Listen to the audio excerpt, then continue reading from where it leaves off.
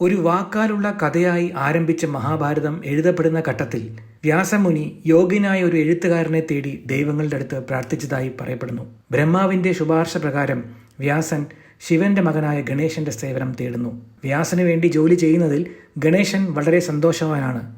പക്ഷെ അവനൊരു നിബന്ധനയുമായി വരുന്നു. വ്യാസന്റെ വായിൽ നിന്നും ഒഴുകുന്ന വാക്കുകളുടെ പ്രവാഹം തന്റെ തൂലിക ചലിക്കുന്നിടത്തോളം തുടരുന്നിടത്തോളം കാലം അവന് വേണ്ടി എഴുതുമെന്ന് അദ്ദേഹം പറയുന്നു. പക്ഷേ തൂലിക നിർത്തിയാൽ അത് എന്നേക്കുമായി നിൽക്കും. വ്യാസൻ ഈ വ്യവസ്ഥ അംഗീകരിക്കുകയും സ്വന്തമായ ഒരു നിയമം സ്ഥാപിക്കുകയും ചെയ്യുന്നു. നിങ്ങൾ എഴുതുന്ന ഓരോ വാക്കിന്റെയും അർത്ഥം നിങ്ങൾ മനസ്സിലാക്കി വേണം എഴുതാൻ.